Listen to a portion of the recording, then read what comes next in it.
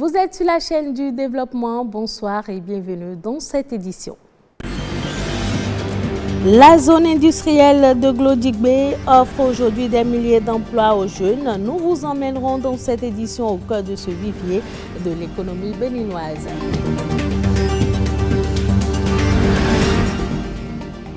Et puis nous irons à la découverte de cette technique de massage qui vise à combattre le stress et les douleurs musculaires. On l'appelle la réflexologie. Elle permettrait de soulager des maux dont on souffre. Savez-vous qu'une première bonne impression peut vous faire gagner votre emploi? Entre tenue chic et classe, que faut-il porter pour un entretien d'embauche? Un spécialiste en style vestimentaire nous donne les bonnes astuces. Bienvenue dans ce journal. Le chef de l'État a délivré hier son discours sur l'état de la nation. Pendant 45 minutes, le président de la République a retenu l'attention du peuple béninois.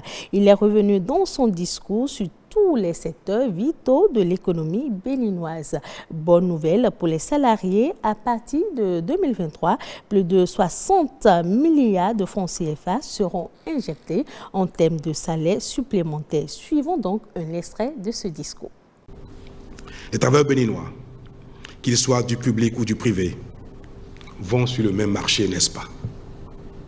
Et c'est pour ça que le gouvernement a obtenu du patronat l'augmentation du SMIC à hauteur de 30% pour passer de 40 000 francs CFA à 52 000.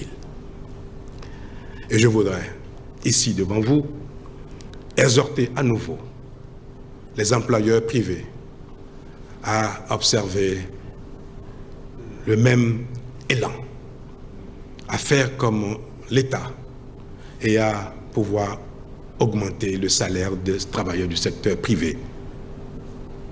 L'idéal serait que ce soit dans la même envergure que ce que nous venons de faire, peut-être même voire plus.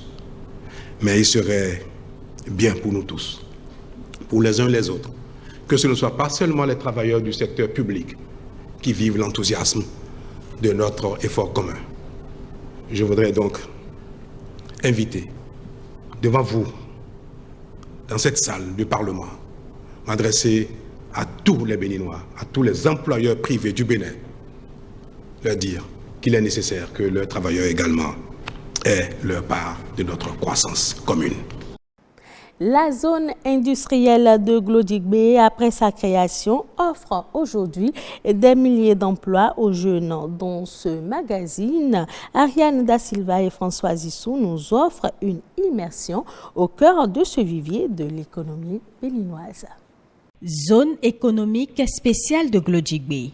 1640 hectares d'opportunités d'investissement, de création de richesses et d'emplois au Bénin. Après quelques mois d'activité, le bilan est élogieux. Nous sommes aujourd'hui à plus de 5000 personnes qui travaillent dans cette zone tous les jours. Plus de 5000 Béninois sortis du chômage par le gouvernement grâce à la zone économique spéciale de Glodjigbe. Marlène, que nous découvrons dans l'une des unités de confectionnement de vêtements, en fait partie. J'ai découvert la zone industrielle de Glodjigbe grâce à la plateforme Azoli. Et j'étais à la maison quand un ami m'a dit « Ah, il y a une aubaine. Je sais que tu as la passion pour la couture. » Je me suis dit, il fallait que je postule. Nous sommes payés. C'est l'avantage que nous avons ici en étant en formation. Vous allez dans nos unités de confection de vêtements. Ce sont des unités qui sont climatisées, où il y a des crèches. Donc les femmes peuvent venir travailler et laisser leurs enfants à la crèche. Ce sont des unités de confection de vêtements où les travailleurs sont nourris de façon journalière, ces personnes sont bien rémunérées. C'est-à-dire que nous voulons éviter tout ce qui s'est fait dans les autres pays qui se sont industrialisés. Des conditions de travail pour la garantie d'un emploi stable et sécurisé. Cette zone qui est venue pour nous, c'est une grande chance pour nous, les jeunes d'aujourd'hui. Il y a beaucoup d'opportunités ici. À part l'industrie des textiles, il y a encore beaucoup de travail dans la maison. J'invite les jeunes à s'inscrire, à aller sur le site et s'inscrire. Il y a beaucoup de travail ici. Nous travaillons avec l'ANPE pour que tous les Béninois puissent avoir accès aux emplois de la zone. Et vous allez le constater, c'est une représentation du Bénin. Nous avons 3 usines intégrées de textile qui seront opérationnelles dans 13 mois. Sur ces 3 usines intégrées de textile, nous aurons à peu près 15 000 emplois. Il y aura des unités de confection de vêtements qui vont employer d'ici fin décembre 2000 personnes. Dans les 15 à 20 prochains mois, nous aurons à peu près 25 000 personnes qui vont travailler dans la zone. Sur les 7 années à venir, il est prévu la création de 32 usines intégrées de textile à la zone économique spéciale de Glodjigbe, ce qui va entraîner le recrutement d'environ 160 000 personnes. On change de registre pour parler de cette thérapie qui consiste à toucher les parties du corps dans le but de guérir les patients des maux dont ils souffrent. La réflexologie, elle permet de déstresser et favorise également une parfaite circulation du sang dans l'organisme.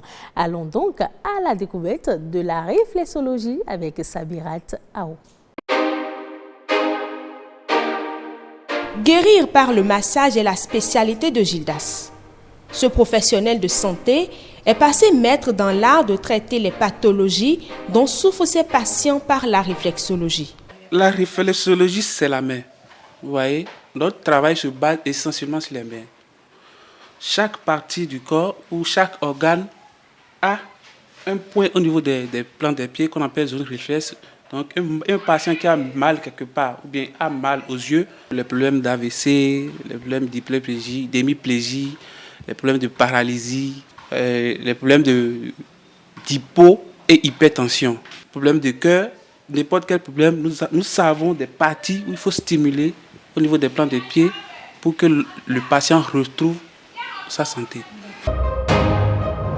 Et pour se remettre du malaise dont il souffre, Frédéro est venu en consultation chez son réflexologue. Objectif, combattre les douleurs musculaires qu'il ressent depuis quelques jours et évacuer surtout le stress. Je vois que ça ne va pas du tout et je suis souvent un peu stressé de toute façon. Donc, je suis venu ici pour avoir satisfaction. Pour lui donner satisfaction, Frédéro est soumis à un traitement de détoxification. Donc, c'est un appareil qui permet d'enlever les déchets. Donc après avoir fait ça, vous avez une bonne circulation du sang. Toucher les parties sensibles du corps pour que le patient retrouve sa santé peut sembler banal. Pourtant, Gildas et ses collaborateurs ont l'art d'offrir aux patients des séances de massage à l'aide des produits spécifiques, notamment des huiles essentielles. Mais attention, la réflexologie plantaire est déconseillée en cas de troubles cardiaques sévères et durant le premier trimestre de grossesse. Parlons mode à présent. Savez-vous que pour un entretien d'embauche réussi, il faut une tenue vestimentaire adéquate, surtout quand on est une femme. Pour une bonne première impression, il est capital de rester sobre et de privilégier l'élégance et le classique. Que faut-il donc porter pour un entretien d'embauche? Ariane Alarassa, spécialiste en style vestimentaire féminin, nous renseigne. Pour un entretien d'embauche, il faut porter des tenues sobres, pas de tenues sexy, parce que c'est pas pour aller en boîte. Il faut porter des chemisiers, des robes tailleurs, des vestons ou des ensembles tailleurs, pantalons, vestes, jupes, vestes. Je pourrais citer 4 couleurs. Le noir qui représente le leadership, le bleu nuit qui représente la créativité et le travail en groupe. La couleur blanche qui montre votre sens de l'organisation et votre côté méticuleux. Ensuite, le gris qui représente un peu aussi l'esprit de créativité. Quand on a par exemple une poitrine forte, il faut éviter de mettre, pour aller à un entretien, de mettre des décolletés plongeants qui va faire voir l'essence de vos seins. Non. Et il ne faut pas mettre aussi des cols roulés qui fermeront votre poitrine et la poitrine sera taxée. On verra plus la forme de votre poitrine. Bon, il faut miser sur des tenues moins serrées. Quand par exemple, si on a les hanches, on ne peut pas mettre du pantalon pour aller à un entretien d'embauche. Le recruteur aura juste les yeux sur vos rondeurs. Il faut peut-être porter un pantalon un peu évasé, pas slim, un peu évasé, ça va un peu équilibrer la morphologie au niveau de vos hanches. Il ne faut pas porter des sandales, il faut mettre des escarpins, des ballerines. des ballerines à petits talons. Des talons qui vous permettront d'être à l'aise quand vous serez assis et vous ne serez pas stressé, nerveux. Parce que quand vous portez une chaussure qui fait mal au pied et puis une chaussure dans laquelle vous avez du mal à marcher, votre nervosité se fera ressentir par votre instructeur.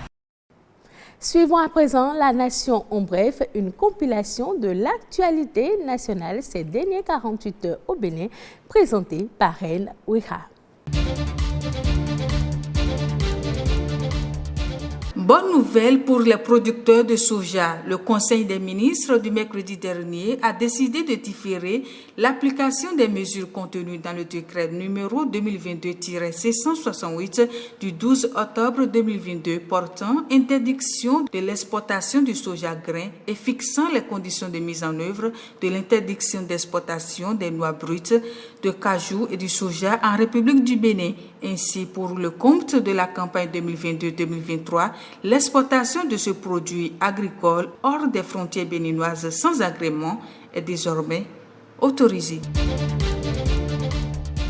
La Société d'investissement et de promotion de l'industrie CIPI Bénin et la Fédération nationale des producteurs d'anacarde du Bénin FENAPAB sont désormais partenaires. Cela à travers la signature d'un accord. Selon le directeur général de la CIPI Bénin, cet accord vise à renforcer la capacité des membres de la FENAPAB en vue de sécuriser les matières premières et d'augmenter les rendements pour que les usines aient de quoi transformer. Il entend aussi promouvoir le secteur agricole en facilitant l'accès au financement des producteurs, l'accroissement de la productivité, le développement de l'agro-industrie en vue de faire du secteur de l'anacarde une véritable source de création de richesse nationale. Pour rappel, la capacité totale de transformation annoncée pour les 12 prochains mois est estimée à 150 000 voire 200 000 tonnes, ce qui va permettre de générer à peu près 11,6 milliards de dollars en termes de valeur marchande, a informé le DG de la CIPI Bénin.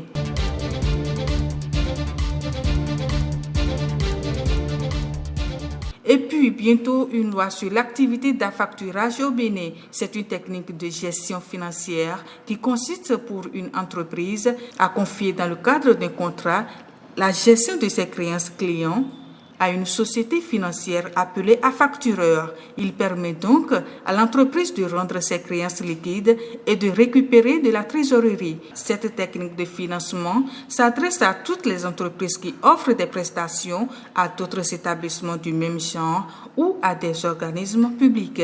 Elle cible principalement ceux qui sont confrontés à des difficultés de trésorerie pour financer leur cycle d'exploitation et qui n'ont pas les facilités d'accès aux prêts bancaires classiques.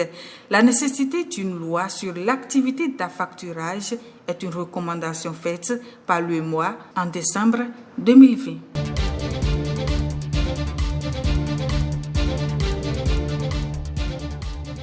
Et ce sera tout pour cette édition. Merci de l'avoir suivi. Retrouvez ce journal sur le site de l'ORTB, www.ortb.bj. Passez un agréable week-end en compagnie de nos programmes.